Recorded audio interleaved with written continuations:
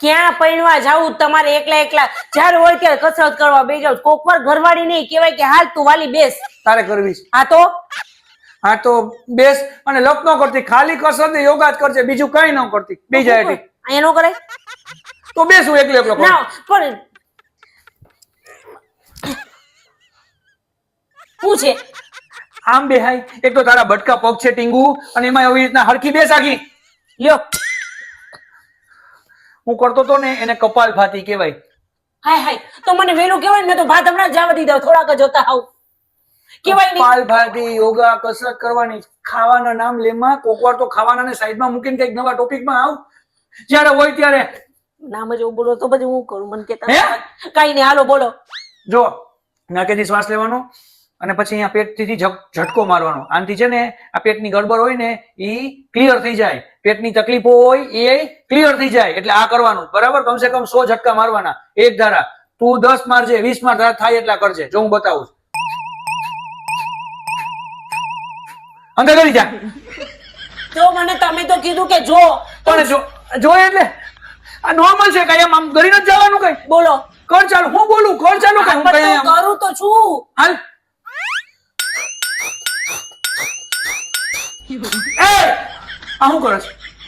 તમે કપાલ ભાત કીધા ઈ અને કપાલ ભાતી, કપાલ ભાત નહીં. પણ હવે ઈ તો કરું છું. તને ભૂત આવ્યું હોય ને એવું લાગે. તને કપાલ ભૂત કહેવાય તારા આ યોગાને.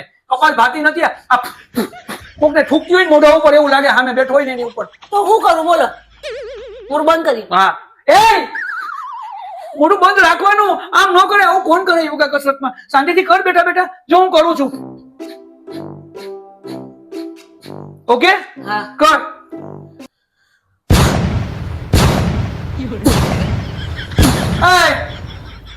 રેવા દે, આ છોડી દે. આ નથી કરવા. આપણે અનુલોમ વિલોમ કરીએ. જો એક ઓરથી શ્વાસ લેવાનો બરાબર, એટલે એક ઓર આમ દબાવી દેવાનો. પછી એક ઓરથી શ્વાસ લીધો હોય ત્યાં 2 આંગળીથી દબાવી દેવાનો. પછી અહીંયાથી શ્વાસ છોડવાનો, પછી પાછો લેવાનો, પછી અહીંયા દબાવી દેવાનો, અહીંયાથી છોડવાનો, પાછો લેવાનો, અહીંયા દબાવી. આ રોટેશન કરવાનું. આનાથી માનસિક તકલીફ હોય ને, જે માનસિક યોગી હોય ને તારા જેવા, એને હરખું થઈ જાય. હા એટલે કરવા માંડ. હા કરાવો. હાલ જો મોઢું સીધું રાખીને કરજે. હાલ એ ગંધારી. તમે મને કીધું બે આંગળા છોડી નાખવાનો. અરે એમ નથી છોડવાનું. આવું કરો જ હાથમાં પાછી બીજાના કોકડા લો જ. શ્વાસ લેવાનો, છોડવાનો, લેવાનો, છોડવાનો. એને અનુલોમ વિલોમ કહેવાય. બે કોરથી ન કરાય. એ મારા કાન બંધ થઈ ગયા. તારા કાન બંધ નથી થયા વાલી, તારું મગજ બંધ છે. અને તું બીજાનું મગજ બંધ કરાવી દઈશ. તું ઈ છોડ, કાઈ નહીં. હવે છે ને તું બ્રાહ્મણી કર લે. કાન બંધ કરી અહીંયા હાથ રાખી ઊંડો શ્વાસ લઈ અને મનમાં મોઢું બંધ રાખીને ઓમ નો ઉચ્ચાર કરવાનો. આખું શરીરમાં વાઇબ્રેટ થાય ને તને બહુ મજા આવશે. બરાબર, બહુ નવી ઉર્જા મળશે આખી. હાલ ટ્રાય કર.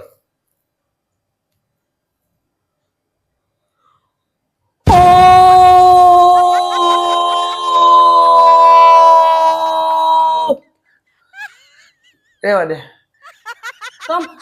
બરોબર તો કર્યું ને. ના ના, તાર ગાંઠિયા જલેબી ખાવા લઈ આવું? હા લઈ આવો. હા તો ચા મૂક જા. સંભારો લઈ આવજો. મરચાં સંભારો, થોડોક સંભારો જાજો લેજો પાછો. ખરેખર ઘણી વાર મને મારી ઉપર દયા આવે છો આ પીસ ને જોઈને. અને તમે લોકો કોમેન્ટ કરજો, તમે લોકો કસરત યોગા કઈ કરો છો કે ગાંઠિયા જલેબી ફાફડા ને એ બધું દાબો? કોમેન્ટ કરો, ખબર પડે અમને. આ તો ગઈ હું ગાંઠિયા લઈ આવું.